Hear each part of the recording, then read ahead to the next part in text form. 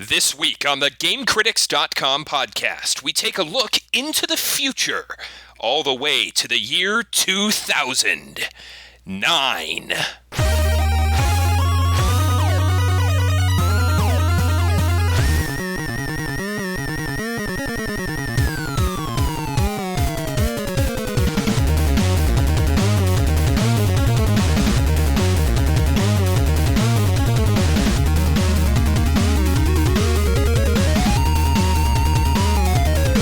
Hello and welcome to the GameCritics.com podcast for the last week of January 2009, our first podcast of the year. I'm Tim Spaeth, your moderator, and if your New Year's resolution was to listen to more podcasts, well, first of all, way to really push yourself there. You don't need to lose weight or quit smoking, not when there are podcasts to be listened to. I'm not judging, though. You've actually picked a great show to listen to. We are jam-packed this week, so let's introduce our panel.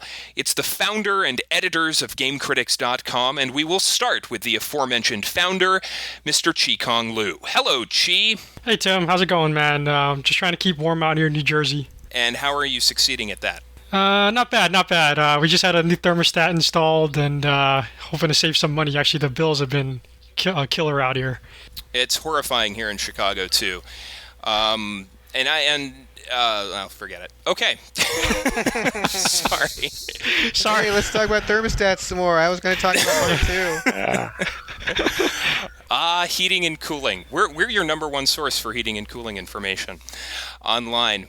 Well, also joining us this week, back after several weeks off, it's Mr. Brad Gallaway. Hello, Brad.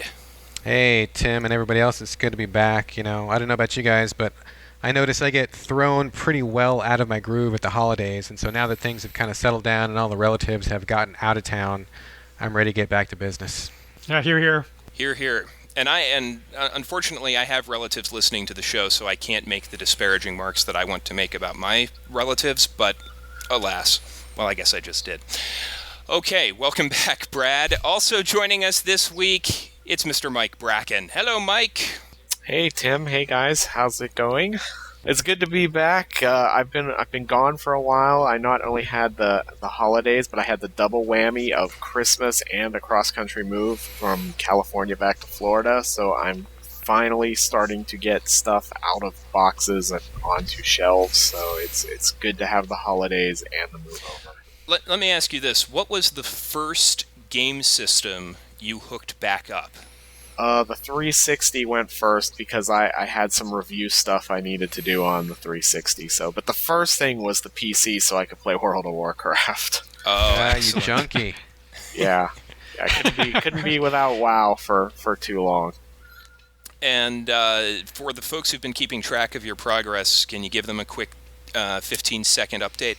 Oh, yes. My Warlock, the guild, we've cleared all of 10-man Naxxramas, and everything else. We've cleared most of the 25-man Naxxramas and almost killed Malagos. So we're moving along nicely. For those who didn't understand a word of that, that's very impressive. Yeah. I'm wondering, how do you spell Naxxramas? I was kind of thinking the same thing, actually. It's Naxxramas.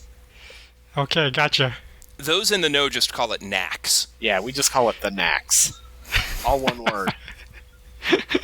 Well, as I said, we've got quite a show this week. First up, in our opening game chat, we're focusing on two titles that skew a bit older, a bit more obscure.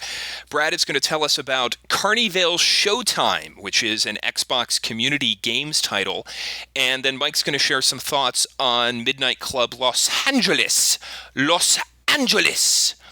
And then in our main segment, a preview of the next 12 months of releases, what we're most looking forward to, what we have no interest in at all, and we also have some community thoughts on that subject as well.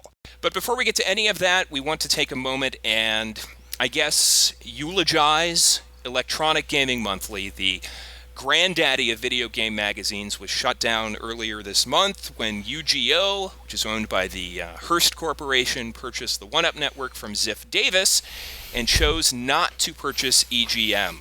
And thus, after nearly 20 years, Electronic Gaming Monthly, the mainstay of gaming journalism, came to an end. in the acquisition, upwards of about 30 one-up and EGM staffers were laid off. Of course, we wish them the best of luck as they pursue other opportunities in this most brutal of economies. And guys, I haven't read EGM in years, to be quite honest, but certainly growing up, I never missed an issue, and this really is, the closing of the magazine, a monumental event in the history of games journalism, is it not? Yeah, I mean, I've been critical of the magazine over the years, but now that it's officially gone, I do feel a bit sad about it. And regardless of what you think about it, the four-man crew review thing, that was something that was really influential in me as far as starting Game Critics, and trying to present different perspectives, So yeah, I tip my hat off to the founders of EGM and to what they've contributed over the years. Yeah, for sure. EGM is video games as far as I'm concerned. Like you said, I didn't always agree with them. I didn't always like what they did, but they were a constant. I've subscribed to the magazine pretty much nonstop since it started. So I've got pretty much every issue in a box in my garage. And it's almost like, flipping through some of those old issues, you can totally travel back in time and see what was going on and see what the attitudes were back then. And so it's really cool that there's kind of this history that I think hasn't really been captured in a whole lot of places for video gamers. So it's going to be really sad that they're gone. I will say that I will not miss the Sue and Chan comic that ran in the back, because I hated that, and I always hated it. So I'm glad that that's gone. But I didn't want the magazine to go away, and I am honestly sorry that it's gone. I will miss it. And, we may have the internet, and we may have blogs, and we may have game facts and everything. And those are great. I love all the electronic ways we keep up with our favorite hobby. But at the same time, there's just something to be said for a good magazine. You take it with you, you're on the toilet, whatever. You just got it with you. You flip through the pictures, just having the paper. I'm going to really miss it. I'm really going to be sad to see it go. So anyway, best of luck to everybody who is no longer there. And, I wish it could have happened some other way. Well, the good news being a lot of the folks who were laid off have already started working on their own projects. A lot of the podcasters and video production guys are coming out with their own new shows that are going to hit very shortly. So I think everybody's going to land on their feet. And like you said, we wish them the best. That being said, let's go now to our quick hits. And I believe we're going to start with Mr. Mike Bracken, who's going to talk a bit about Midnight Club Los Angeles. Mike. Yes, thanks, Tim. We'll talk a little bit about Midnight Club Los Angeles and what I think of this latest racing game from Rockstar after I've spent about 20-some hours with it. I guess the short answer is that, yes, it's a competently made racing game, but no, it's not all that much fun. So basically, the game finds you playing the standardized Smart Aleck street racer who comes from the East Coast to Los Angeles in search of fame and fortune and street racing glory. This is the game's first shortcoming. I'm not sure who decided that racing games needed characters and stories, but I can assure you that they were wrong. The heart of any good racing game, in my humble opinion anyway, should be the driving. I don't need a quirky cast of characters, or in this case caricatures, to spice things up or dumb things down, as it seems to happen here. LA in this game is a weird melting pot of crazed drivers from different ethnic backgrounds, from hood-savvy dudes from Compton who speak in hip-hop slang to this bizarre French dude and a Russian guy and more. There's even some women and stuff like that thrown in just to keep it diverse, I guess. None of these characters are very interesting, and your main character is even less interesting than them. And the threadbare plot, which is just there basically to get you from one race to the next, is so pointless that they could have just left it out entirely and focused on the racing. Those problems are certainly worth talking about, but the real problem with Midnight Club is that it's insanely difficult. Unfortunately, Midnight Club's challenge, which had me cursing all the time, isn't the result of finely honed gameplay, but instead inspired by that other bane of racing games, Rubber Band AI. In any given race, any given race, you can be so far in front of the other cars that they're not even on your mini-map, but somehow, magically, they will close the gap with you before the end of the race, even if you drive perfectly with the pedal to the floor the whole way. The driver AI is ridiculous. It avoids crashes completely, and if somehow you do get one to wreck, they like recover from the wipeout almost instantly, and it just feels totally cheap. On the hardest level races, you could run almost a perfect race, and that doesn't guarantee you a win. You'll have to try to find the right line, or and edge the guy out somehow to win the toughest races in the game. If you're really into racing games, that might sound like fun to you. I'm just personally not interested in doing these racing series and tournaments over again until I find the perfect line through each track. But even if you do find the perfect line, you can still lose because the game has a marker system that likes to be completely vague about where you're supposed to go. LA is a huge city, as I'm sure everyone knows, and there's tons of streets and side streets, and most of that is faithfully recreated. But what happens is that there are markers that guide you through each race, and sometimes they put them right close together and where you can easily see them, and other times they hide them around corners so you don't know where they are unless you're trying to drive at 120 miles an hour while looking at the mini-map. So the course isn't sectioned off or anything like that? You can go anywhere in you can go anywhere. It's totally wide open. And I thought when they put them sort of off to the side, kind of hidden, it was to encourage you to find shortcuts through the city, because sometimes there are little shortcuts, but it's really not, because sometimes you'll miss a turn and you'll think you can just swing around the long way, but there's a marker in between there that if you miss, you still have to turn around and go back the way you are and become farther behind the pack. So if you do somehow go past a marker and miss it and have to turn around, you're pretty much screwed in that race. It's just over.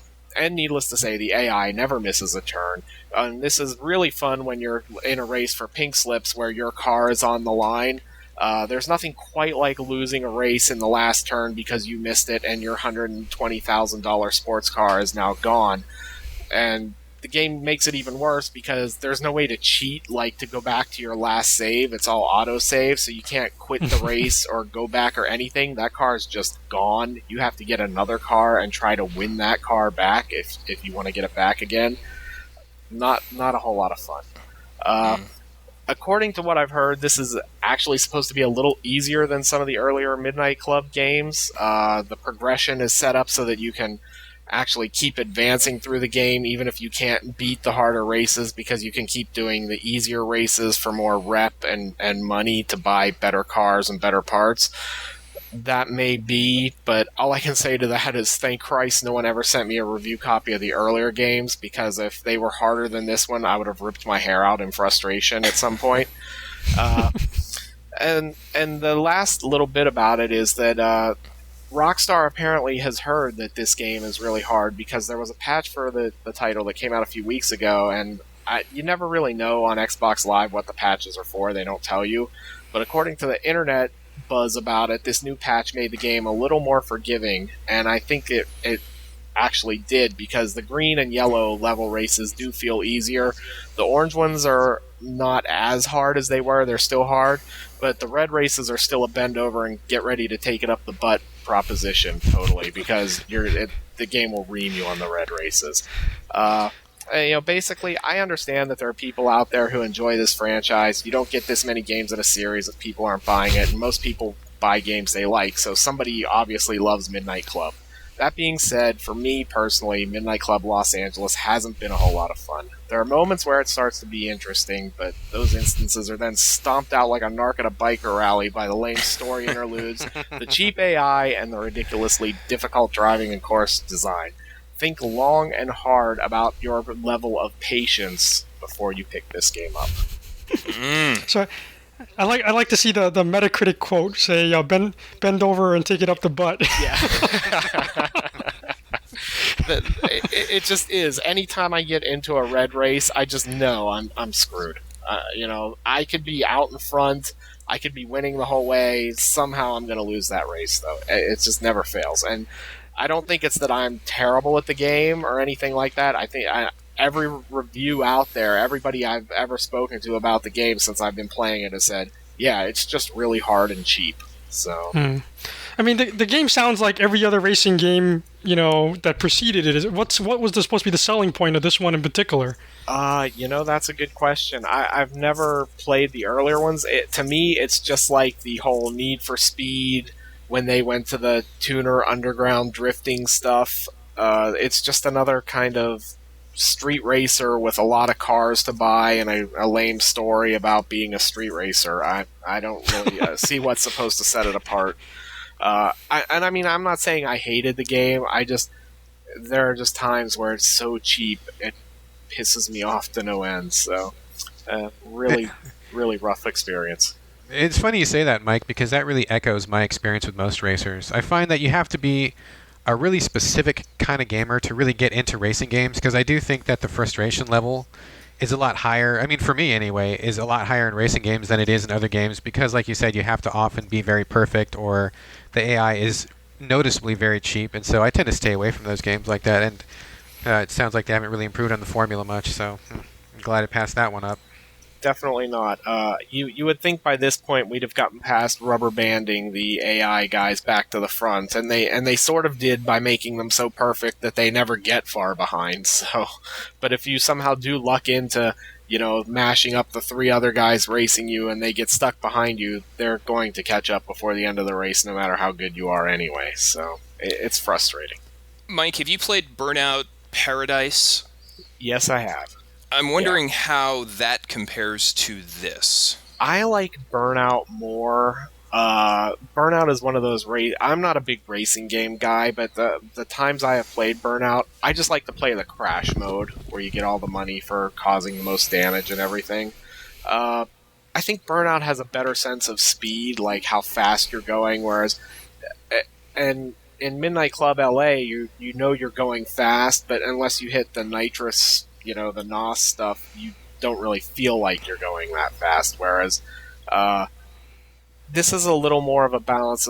I guess Burnout is very arcadey, whereas Midnight Club is arcadey but tries to at least be realistic with its physics and stuff. So, but I prefer Burnout. I think I would find Burnout, or I think I find Burnout more appealing because I tend to get very ADD when I'm playing racing games, and I get very bored halfway through a race, and I will just drive off the path just to see what I can destroy, and Burnout actually rewards you for that activity, whereas Midnight Club would not. Yes. Midnight Club penalizes you for that because you won't win the race, and it will end up costing you in the long run. Yeah. Well, Mike, thank you for your impressions of Midnight Club. Let's transition over to Brad, who's going to talk about Carnivale Showtime. It sounds exciting. Yeah, it is exciting, Tim. Before I start off on Carnivale, though, I guess I should give a heads up to people who may not be familiar with the new community games segment of the new Xbox experience. This was kind of a segment of things that Microsoft had going kind of under the hood. And previous to the upgrade that came along with all the avatars and stuff, the only way that anybody could see this was with a paid subscription. And so now that they have done the conversion to the new interface, they've made it open to anybody. So if you are going through the different menu options as you're on the dashboard, keep going up and you'll get to community games. And I guess a lot of people aren't checking it out, but it's pretty interesting. If you want to try making your own game, Microsoft has a set of software called XNA. They tried a pretty big push with it a year or two ago, and a lot of people got on board, and they are making their own games. It's specifically designed to make games for the 360, but they can also run on PC. I haven't made any games myself, but I checked it out really briefly, and I got to see a lot of the stuff that was kind of in development. So it's been a really interesting experience, and now that it's on the dashboard for anybody to see, I definitely recommend that you go down there to the community games section and just kind of poke around, check it out. You can get free demos of anything up there, and there's some pretty interesting stuff. I'm not going to say that a lot of it is especially good. There's a few things that are pretty good, but it's cool to kind of see what people can do, what their ideas are, and kind of what they're shooting for. There's definitely some curiosities there that I think are worth taking a look at. So, that being said, the game I'm going to talk about today, Carnivale Showtime, is probably the most superior game available on the community games section. What this game is about It's you take your main character of the game is a clown named Slinky, and the hook to the game is that instead of actually controlling him, he is a limp rag doll that gets fired out of a cannon. And you got to imagine like a circus motif. There's like lots of like confetti and balloons, and there's like kind of like the calliope music in the background. In each stage, this cannon is located at the bottom, and the point of it is to get as vertical as you can. You want to go as high as you can. At the very top of each stage, there's a fiery ring that you would expect like a lion or a seal to jump through or something. And so, as you fire Slinky out of this cannon, he can't really do anything himself. He just kind of like lays there and gets beat up by smashing into the environment. But there are these grappling hooks that are placed at different intervals throughout the level. So whenever Slinky gets close to one of these hooks, you hold your button down and the hook will automatically grab him and then start swinging him around in a circle. And once you kind of like get him there, you can kind of eyeball the rest of the level to see where you need him to get to. And then with a little bit of practice, you let go of the grappling hook and it flings him across the level. You got to kind of practice your trajectories and speed and stuff like that. But the whole point of it is just to get to the top. It's kind of brilliant because you really control the level and not the character, which really kind of turns your expectations on its ear. It is a really great idea, and one that I can say I haven't ever really encountered before. And the real genius of this game is that the level design and the game progression are superb. Everything starts out really easy enough. I mean, it's pretty simple to, throw them from one hook to the other and get to the end. It's no big deal. It's kind of fun. It's interesting. But before long, there are like electrical panels to avoid, and there are these rotating flamethrowers, and then the levels get really complex, and instead of going simply straight up and down, they have these branching passages and some confusing little bits of architecture.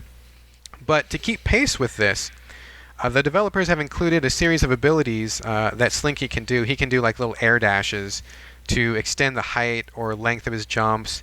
There are these little rockets that he can ride to help him get through narrow paths and so on.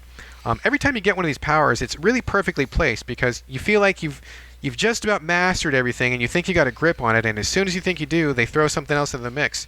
But in a positive way, like it keeps it feeling really fresh all the way through.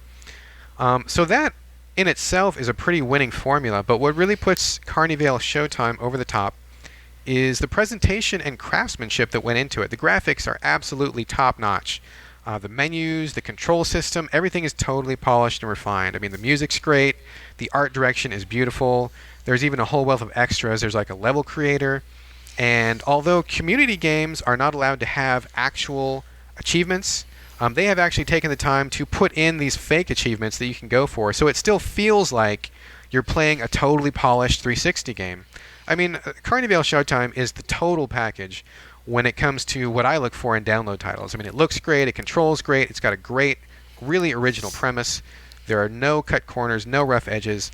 It's simple to pick up, but it's hard to master, and it feels like a totally well-rounded, complete project. And the best thing is, I mean, you can pick up the entire game for $5. I mean, not only does the content completely satisfy the critic in me, I mean, it keeps my wallet happy as well. I mean, I can't really recommend it enough. It's a really fabulous game, and if you haven't been to the community games section, this game itself is reason enough to go start poking around in there. And who are the developers? The developers it's the Singapore MIT Gambit Game Lab. So I believe that all of the main developers are from the Singapore side, but they are working in conjunction with MIT here in the States. Man, Brad, every week you come up with some crazy game I hadn't heard of that I then have to go check out. Awesome. I definitely recommend it. I was blown away, and I do want to give a shout out to Doug Walsh, who originally recommended it to me. And man, it just totally addicted me. As soon as I started playing it, like in the first 30 seconds, I wasn't quite sure what I was doing, and as soon as I figured out what was happening, I totally fell in love with it. I've been playing it pretty nonstop, and if anybody knows me, they know that I don't really go for like completion in a game very often. I mean, it's kind of a once in a blue moon thing for me. But for this game, I'm really, really struggling to get like 100% on everything. And, if you knew who I am, you'd know that is an automatic sign of quality. Like, I never do that for games. So when I do, it's something special. Mm. Is community games considered... I don't know if the right analogy is almost the minor leagues compared to Xbox Live Arcade's major leagues. I mean, is it a possibility that Carnivale could be promoted to the Xbox Live service where it could get the promotion that it sounds like it deserves? Yeah, theoretically, people who do really well with the XNA set of tools and who do produce a good product on the community section could be bumped up to full arcade status. And as far as Carnivale goes, this game's absolutely ready for the big time. I mean, it's like a total winner. I'm actually kind of surprised it's not an actual arcade game already. It certainly deserves to be. But yeah, if you do create a game on the community section, it can eventually be bumped up to full arcade status. I don't think very many games are ready for that yet, but there are a couple. There's a few that are pretty good. Just real quickly, Blow is another one that's really good in the community game section, where you kind of take some fans and you blow these bubbles throughout these really cool kind of Sylvan-looking levels.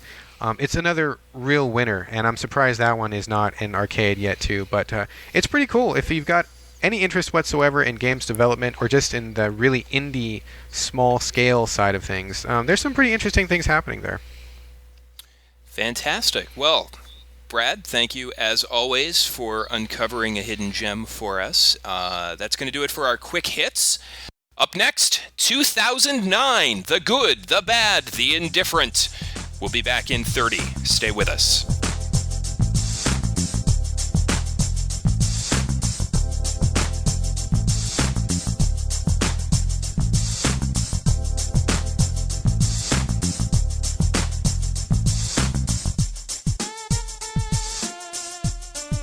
Well, given that this is the first show of the year, we thought it would be appropriate to talk about the year ahead.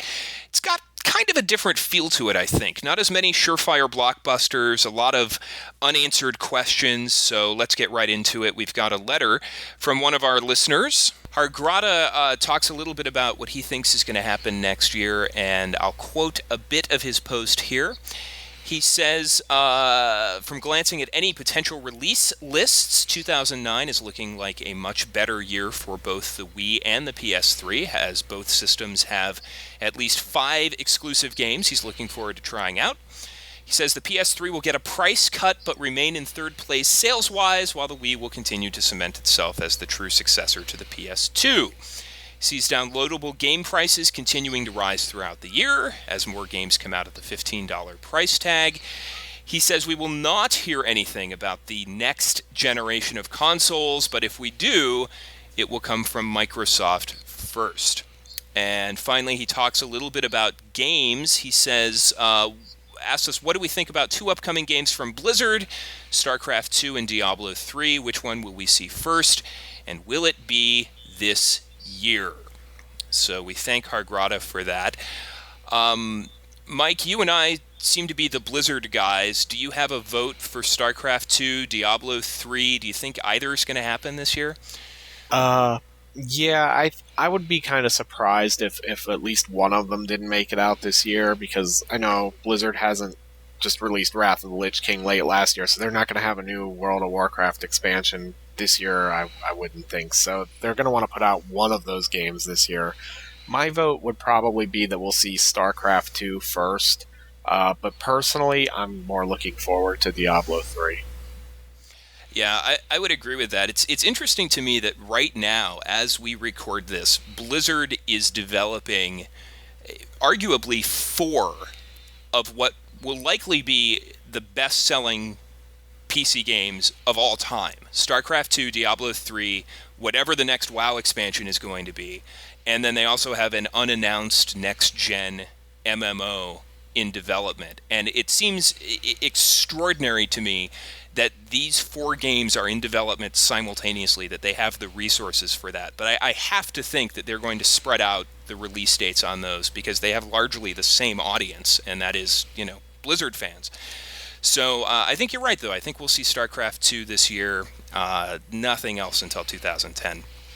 Yeah, I'd be really surprised if we saw any more, because it seems like they'd be cannibalizing their own audience. And right now, WoW is such a juggernaut. I don't think you'd want to put out Diablo 3 yet, because there are definitely going to be people who would migrate from WoW to Diablo 3, where I think StarCraft 2 being real-time strategy is just different enough that you would bring back those people without ripping people away from your monthly subscription base. So they're an amazing company, though. What are some of those Wii games that Hargrada is excited about? Does he mention them? He doesn't. He just mentions at least 5 exclusive games he's looking forward to trying out. Can anyone name one? I was very curious about that myself. If you're listening, dude, write us back and let us know which 5 you're looking forward to, because we want to know. I guess Pikmin. That's one. Pikmin 3 is scheduled to come out in 2009. All right, I can go along with that. So we've got that. And maybe he considers that, he loves it, he counts it as 5 games. I don't know.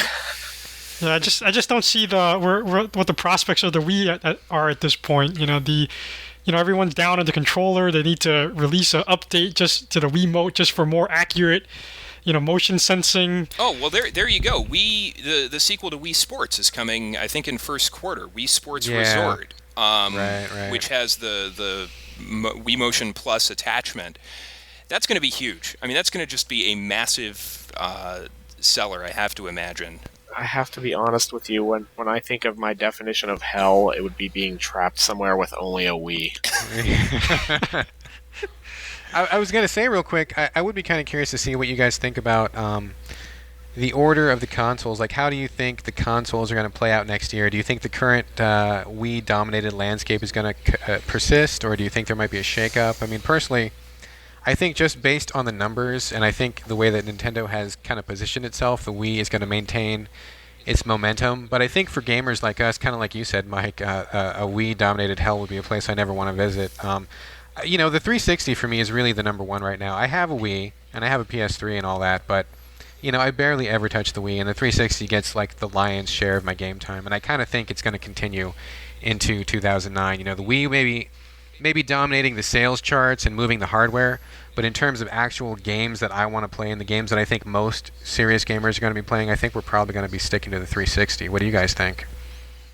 Definitely. I don't have a PS3 yet. I would love to pick one up. I'm waiting for this rumored price cut that we keep hearing about to happen, and I would finally take the plunge. But the 360 right now is still my go-to system, and I would, if I had a PS3, I know I would play it more because my Wii gets no play. Absolutely none. There's just literally nothing that interests me on that platform at this point. Yeah, I was a bit of a Wii apologist for a while there, and I thought they'd come out with some more stuff, but really I'm not really all that impressed right now. And granted, the so-called Wii bubble hasn't quite burst yet, but I just don't know what to make of that. So that's a hard call for me. But yeah, as far as games I'm interested in, it's definitely going to be the 360. But for me, speaking about the PS3, things really do not look good. I don't know if I think the word is that Little Big Planet didn't do too well, and I just don't I don't know where they're going to go with that system at this point. They're starting to trail a little bit behind the 360 and the numbers overall, and I don't see what they're going to do to bring them out of that. It's a real shame that Little Big Planet didn't do well, because I got a chance to play some over the holidays, and it's really a cool game. And then when you get into the user-created stuff, there's some really great stuff out there. You would think people would have jumped on that a little more. They're really missing out. I think it could have done, but I think Sony made a big mistake in having that be its big gun, because it's such a bizarre concept for a lot of gamers.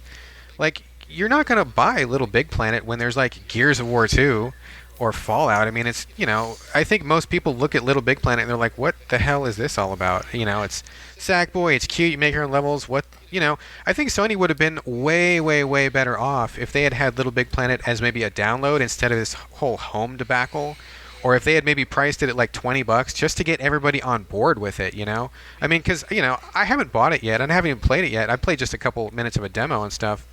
But it's such a out of left field kind of thing. I think it was a really hard sell, and I think it was a kind of a stupid choice on their part to go with that as their big gun for the holiday season, because obviously it didn't work. I mean, I think the sales weren't where they should have been, and I don't think that gamers were really talking about it. I think the media was talking about it quite a bit, but I don't think gamers were talking about it. And I don't know. I think it's a good idea. I am going to get on board with it, but I really think that they should have gone a different direction, backed a different horse for the big game of the season, and had Little Big Planet as their kind of other interesting thing for people to check out. I think the main audience for Little Big Planet are all Wii owners. I think it's a casual game on a hardcore system. The problem is the right audience isn't playing on the PS3. Maybe I would have done Little Big Planet as a pack-in. Maybe you do a Little Big Planet PS3 bundle just to get it in people's hands. But that's part of the confusion, I think, because I read Brandon Erickson's blog post on his impressions of Little Big Planet, and he says that the creation tools are actually very complicated and very involved. So it's sort of like you've got this paradox of this casual-looking game, but yet to really take full advantage of it, you really have to be like dedicated and really into it. So. I haven't played it, so I'm not going to talk about the quality of the game, but just from speaking from a marketing standpoint, just looking at the way the Dreamcast died, I sort of called this one as far as just, cute and quirky is just not a recipe for big sales, and Dreamcast sort of died on that, between games like Seaman and Space Channel 5, Well, and the funny thing is I can second Brandon's statement that the creation of things on it is very complex and very involved. I mean, when you start to see the tools you have to work with, and then you see some of the levels that people have made with them, it's amazing, and then you start to get an appreciation for how much work went into it. But I think Tim kind of made the point I was going to make, that if this game had been on the Wii, it would be huge. I mean, it seems suited to the Wii more than the PS3. I just, I don't know that maybe the right audience of PS3 owners are not the people who kind of play a game like Little Big Planet at this point. But if it had been on the Wii, I think it'd be one of the biggest games of the year. So let me ask you this: as we look ahead to 2009, regardless of the games that Hargrada was looking forward to, is there anything in particular you're looking forward to? Anything you can't wait to play? Yeah, I'm really looking forward to Resident Evil 5 at this point.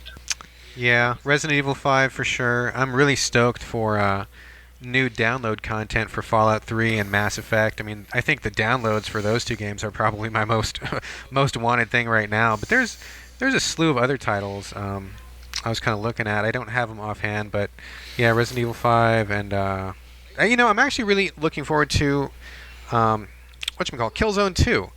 I've played every game in the Killzone series, and they've actually haven't been that bad. And I know that Sony took a lot of heat for having their video be doctored too much when they originally showed the first footage of Killzone 2. But I've seen it lately, and it looks really good. And I think that the developers, they're not bad. I mean, I think they're going to put a good game together. I don't know if anybody ever played the PSP version of Killzone, but it was actually pretty superb. It was pretty good. Yeah, yes. So I'm kind of psyched about it. Definitely one of those underrated gems on the PSP, Killzone. For sure. Yeah, for sure. Anyone looking forward to Ghostbusters? Yes. Really? Yeah, it's weird. I love the Ghostbuster movie, the first movie, and the second movie not so much. And I have a couple friends who are really into Ghostbusters, so it's all I hear about. So I am kind of looking forward to it. I hope it doesn't suck. So yeah, I actually am looking forward to it. Ditto. I'll play it for sure. It's not something that I'm dying to play, but I'll for sure give it a whirl. Absolutely. I think Mike, you hit it on the head. If there is one game that could suck more than any other, or at least I would be more disappointed in if it did indeed suck, it would be Ghostbusters, because you have all the original talent from the movies coming back, voicing the characters. It's to be treated as an official sequel to the movies. And I'm such a fan. If it does suck, I'll be crushed. Yes, it would be a huge disappointment if it's not good. So it's one of those things. If it's not good, then I'd just rather them never release it. So. Exactly. So what's at the top of your list, Tim? If StarCraft 2 hits, that's it for me. That's the number one game I'm looking forward to. Brad mentioned Fallout 3, the downloadable content. I'm not so interested in the first 2 expansions, but the third one that raises the level cap and allows you to play past the ending of the game, I'm really looking forward to, because I stopped playing Fallout and I still have about 70% of the map to explore. So I'm really looking forward to that. Yeah, you guys are killing me, man, because I played this on the PS3, so no downloadable content for me. Oh no. Yeah. I feel You know, bad for you, dude. I was looking forward to Final Fantasy 13, but now that's bumped to 2010. So Yeah. Hmm. Well, you can look forward to that next decade. yeah, well, someday. Let me ask you this: one more game I want to mention is Tim Schafer's Brutal Legend, his collaboration with Jack Black. This I could see being another one of those critical darlings. Everybody loves Brutal Legend. Nobody buys Brutal Legend. Probably very likely. Very likely. You know, I have nothing but respect for Tim Schafer. I think he's a really, really brilliant writer, and Grim Fandango, which he also did, is one of my all-time favorite games. Yes. I mean, I went out and actually, I'm not a PC gamer at all, but I went out and upgraded my PC just so I could play that one game, and it was worth it, too, so I'm really glad that I did that.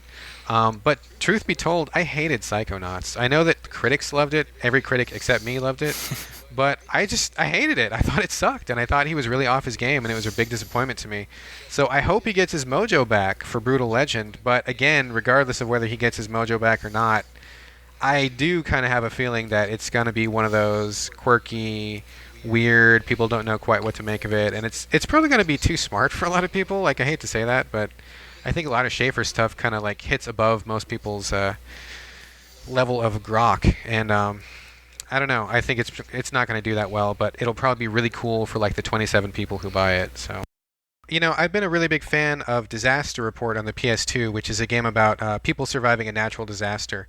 And I felt like the concept was brilliant, but the game itself, it had some struggles, and it never really did the concept justice. So there's a new game coming out called I Am Alive, which is for the current systems, and it allegedly has a pretty big budget behind it, and again, it's about a person surviving a natural disaster.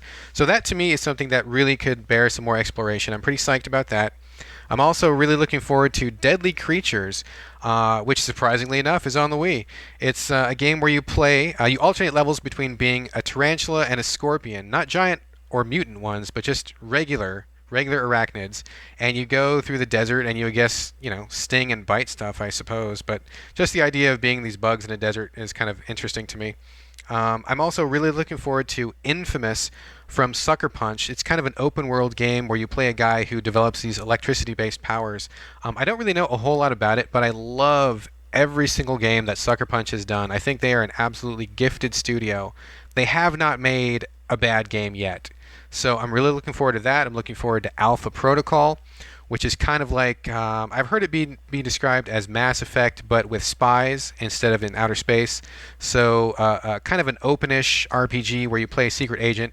Sounds pretty cool. And I gotta say, I haven't played a really good fighter in quite a while. The last Soul Calibur did nothing for me.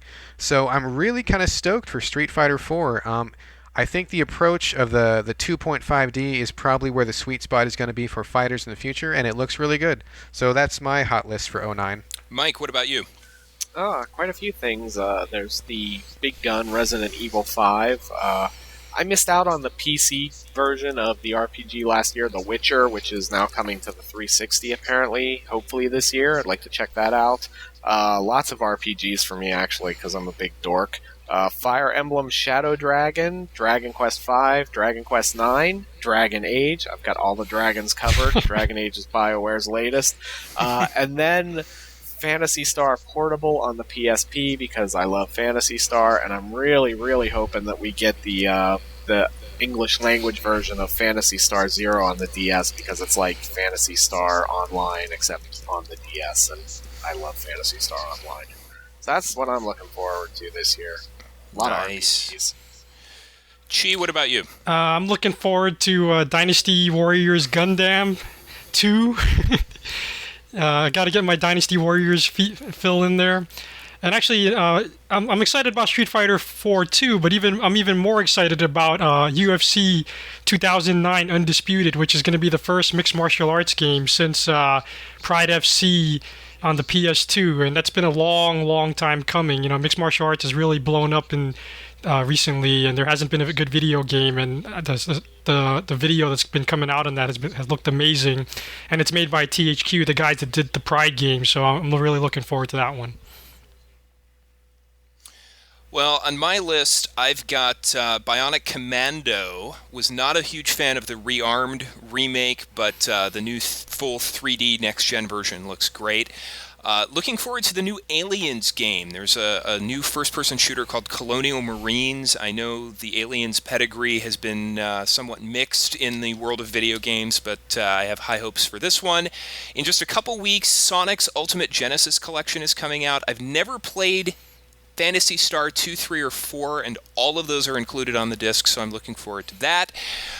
We've got the Redux, the sequels from 2007 all coming out this year, although, well, Mass Effect 2 and Assassin's Creed 2 are rumored, and we have the Call of Duty 4 sequel, which I guess is going to be Call of Duty 6, Modern Warfare 2, we'll see. Looking forward to that.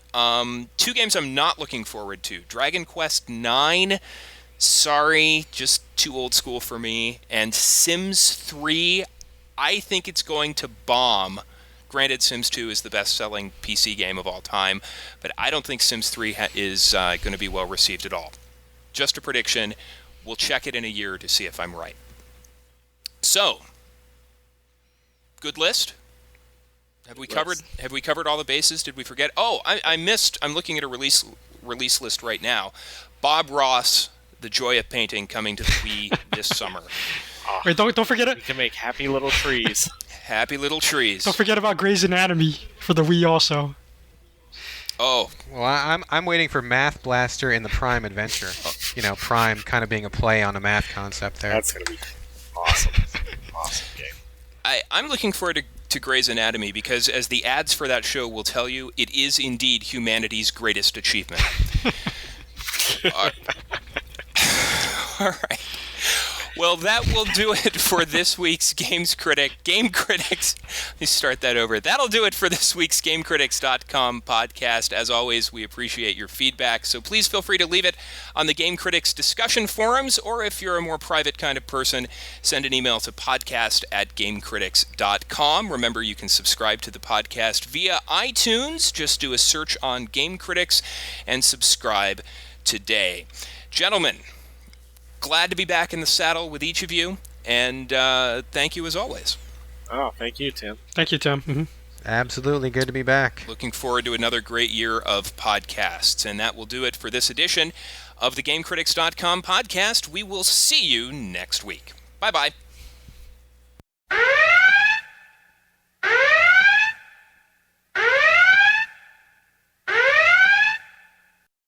Hello, everybody. It's Tim here. Sorry to interrupt your regularly scheduled podcast, but I want to give you the behind-the-scenes scoop on what you're about to hear. When we recorded this episode, we hadn't actually intended to devote an entire segment to 2009, but once we started getting into the discussion, we couldn't stop. The problem was none of us had actually looked at a list of releases, so we took a break and we looked over a release list, but we never stopped recording, and we had a conversation that I would call it spirited, to say the least. So what you're about to hear is that conversation, raw, unfiltered, so if you're sensitive to harsh language, you might want to turn on a Barney the Dinosaur podcast instead. There's plenty of good ones, believe me, I know. But anyway, back to the show now. Here is that conversation that we had while we looked over the 2009 release list. We could call this Game Critics Unleashed. Hope you enjoy it. All right, Street Fighter 4. I know, I can't believe we didn't mention that, but Yeah, we're going to sound like a bunch of fucking yahoos. Like, what do you think for 09? I don't know. Resident Evil 5, I don't know. What about you? Resident Evil 5. Okay, there's 09. Yay. It's the year of Resident Evil 5. Yeah. Everything ends after March. Yeah. This year's Okay. done. you know, the funny thing for me is that none of these games are really knocking my socks off, actually. Even like Resident Evil 5, it's, you know, it's kind of like, Yeah. it's a default answer, you know? Well, the thing is, for me, is that I liked Resident Evil 4 so much, I can't help but be excited about Resident Evil 5. But this is what I go through every year when somebody asks me, what are you looking forward to in year X, is that invariably the stuff you know about in January doesn't wind up being the big stuff. Something comes along at E3 that you hadn't heard of before then, or breaks in a magazine in March. So you can never pick, and half the time the stuff is all just sequels anyway, and it's hard to get excited about those.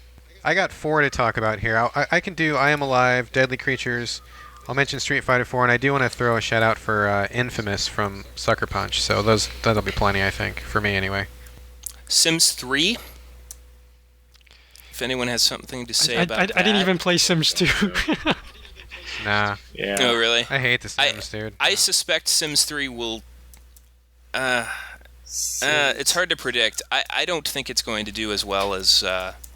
Sims is like the gaming equivalent of the Wii. Like, anytime somebody starts mentioning it, like, who doesn't play a lot of games, invariably the Wii or the Sims comes up, and I just immediately zone out.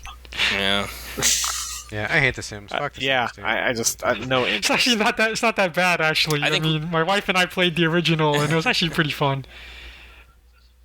Ooh, that's right. There's a DS Fire Emblem game in February. God, this list is freaking long. Yeah, fuck Fire Emblem, dude. Hey! Yeah, I can never finish Fire Emblem, man. So yeah. fuck Fire Emblem, dude. Because every time you start, you lose a guy, and you keep fighting the same fight dude. over and over and Screw over. that, man. I've played every single one. I haven't finished a goddamn one of them, man. Yeah, fuck Fire Emblem. they're I hate Fire hard. Emblem. They're hardcore. They're too hard, man. They're cheap. They're cheap motherfuckers. Yeah, I hate them. they are. I agree, but there's something masochistic in me that I like them for some reason. Oh, dude. I think that's how we should approach the segment. Is Mike, you mention a game, and then Brad, you respond immediately with F that game. Fuck it, man. Okay. Fuck that game. Yep. That's a good segment. That's good stuff. Now we're getting warmed up. There we God go. damn, this list is fucking long, man. Yeah. This is a good list, Isn't dude. that I like Dragon this Quest list, man. I've never 9 seen out this list year before. too? I was thinking about that too, actually. That's what I was looking for on this list, was the Dragon Yeah. Quest. I mean, I was kind of... I see five for the DS is out in like March. I'm just going to do a search on Dragon. Hold on. February. Bionic Commando is a big game. It'll be okay. It'll be one of those $20 ones or something. Yeah, I think so. There's Dragon Age for you, what is it? BioWare yeah, guys. Dragon Age. Yeah. Yeah, Dragon Age. Is that actually coming out this year, though? Yeah, it's supposed to. I don't know if it actually will. Yeah, the Dragon... Dark Man, Void have is you one I'm guys seen kinda Dead psyched for. Rising on the Wii? No, how's Oh, it it look? looks horrible. Holy Christ, does it look awful. Yeah, I The figured. graphics are awful. They can't get more than like 5 or 7 zombies on screen at one time. That's the thing about the Wii, they don't seem to be, the developers don't seem to be getting better at making Wii games, that's the sad part, It seems to be getting worse. I mean, Problem when Because the thing's goddamn so fucking hamstrung, man. There's nothing to even work with. It's like just working on the GameCube with a motion controller. Yeah, whatever. Whatever. A funny story. I was going to try to work this into the future, but, I've said this a million times, and, most people seem to, shout me down whenever I say it, but, people who buy the Wii, and the reason the Wii is in the lead right now, is because it's so fucking casual. It's not even marketed as a fucking video game console. My parents-in-law, they just bought a Wii. They don't know nothing about games. They're like, hey, we just bought a Wii. Yeah. I'm like, what the fuck are you doing buying a Wii? And they're like, oh, we want to play Wii Fit. We want to exercise. Yep. And I'm like, well, that's exactly why it's selling consoles. Yep. It's because people do the motherfucking bowling, and they do the fucking Wii Fit. They don't play games. People, It's not a game people console to them. buy Wii Fit, and their whole collection of games for their Wii is Wii Fit and Wii Sports. Wii Sports, which comes with it, which and comes that's with it. and that's all they ever buy. But isn't Exactly. that okay? I mean, what's wrong with that? Why is that bad, I guess is the question. Well, I don't know. It's fine as long as you don't call it video gaming, because it's not. Yeah. It's just like it's a novelty. I guess my problem with it is it's bad. It's great for the industry up front because you have all these people buying this console, but there's no attach rate with it. So I mean, it's good for Nintendo as far as hardware sales go, but it's got to have the worst attach rate of the 3 consoles, I would think. Yeah, and all this bullshit about Nintendo keeping the industry alive and stuff. They're not even in the industry. They're in their own industry. Yeah, they really are, which doesn't bother me, but Yeah, it's fun, but don't be telling me that, oh yeah, there's enough games for hardcore and the Wii's a real system, yeah, because the 'cause fuck hell it there's is, not. dude. It's not. Yeah, but I mean, Yeah. for the price, as long as you're still getting your Super Mario, you're still getting your Zelda, you're still getting your Smash Brothers if you're into that, yeah. you're still getting your Metroid. It's not like we're getting fewer of those games than we did on GameCube or N64. I don't know. It's just not. It's not hurting us. Yeah, it's not hurting anything, Yeah. but I think it's getting more credit for things that it's not actually doing. Yeah. And I think anybody who's a real gamer, and people want to shout out what a real gamer is, but I don't think any real gamer is content with the Wii in any way, shape, or form. I mean, everybody who's got a Wii also has a 360, or they also have a PS3. Yeah. So Well, it's the same. It's- It's the same problem Nintendo's always had. They just don't get good third-party support. They've got people that will make shovelware for them to cash in on it, but I mean, aside from their first-party stuff, there's nothing worth actually playing on the system for the most part. mm-hmm. And they just We were in can't. GameStop just today, Yeah, and it's like, my wife takes pride in the fact that she can pull any game off a shelf and ask me if it's good or not, and I know. And then we get to the Wii section, and there's like 42 games I've never even heard of on Yep. that shelf. yep. Never. And she's like, "What about this?" I'm like, "Dude, I've never even heard of that." Like, Yep. she just asked me today. It was like Wally Johnson's Scary House Adventure, and I'm like, "I've never seen this game before. Yep. I don't even know what this is about." And it's like, fuck all the Wii and it's fucking waggleware, man. Like, no thanks, dude. Yep. Anyway, whatever. Cat Fancy Adventures. Let me go yeah. through this 2009 list with searching on Wii and see what comes up on that. Yeah, because I the want first to know thing, the five the first games thing he's excited about. The first thing is Imagine Fashion Party. Oh, yeah. Oh, perfect. I Perfect. didn't know they were making Just Cause 2. PDC World Championship Darts. Ultimate Shooting Collection, Sim Animals, Caroline, Anyway, which I don't know what it is. Yeah, see, whatever. Anybody tells me that the Wii is a real legitimate system, look at this fucking release Yeah. list, and you tell me this is a real system. Give me a break. There's a Rygar. All right, we're getting way off track here. My wife is going to be coming downstairs any minute now. And when she comes down, this podcast is over. Man, we sound so. So we better get- We sound so bitter. That's the thing. I agree with Tim on that one. I don't know, why this is a problem per se. Yeah, you guys just sound very bitter about the whole thing. I own a Wii Fit. I use it. Yeah, I don't know. I just get tired of hearing people, like, everywhere I go, all I hear about is the fucking Wii all the time. And it's like, dude, there's, like, nothing to play on it. Yeah. It's a I think it gets way $250 too much paper credit. Wii. I mean, how many Anyway. games of... I mean, eventually you figure out how to bowl a 300 on Wii Bowling, so why do you play after that? I mean, Jesus. You figured out how to do that? Doesn't make any sense. Yeah. Really? Well, I never figured that out. Yeah. Oh, you've never. Yeah. It's basically like you have to figure out how you throw the ball every time, and then like I know, depending on how I do a game of warm up to figure out if I'm curving much or not, and then it's moved 2 steps or 3 steps on the D-pad to the right, and then roll, and I can bowl strikes every time. Mhm. So I don't know. I have too much time on my hands apparently. all right. So how about we do this? Why don't I'll ask the honestly, we should take the last 10 minutes and put that in the podcast. I know you were gonna go there, Tim. That's why I kept begging people to keep going. Yeah. See, she didn't bitch because he didn't want to sound like an ass. He Yeah, let me he's and like, Brad I'm sound like the silent in the elitist background. assholes for 10 minutes. Come on, man. You guys should know Tim was gonna use that by now, man. Oh, I totally knew. But I If just you do can't use it, control bleep myself. out my swearing, though. Ooh, Leave out all the Bleep out my swearing. leave I don't out the wanna be swearing. cussing on that. I'll just we'll leave out put a- the bleep it out. swearing. Are you kidding me? That's like the best part, man. That's the best part, man. You gotta leave that in. Oh, dude, you can't just bleep it out. Oh, and you don't look have at to cut it, this. just bleep it. Bob Ross, The Joy of Painting on the Wii. Oh. I just saw Grey's Anatomy. Grey's Anatomy, the video game. Oh my god. What a bunch of... Oh, Mad World. We forgot about that one. Mad World. Yeah. Okay, Yeah. there's one. There's one.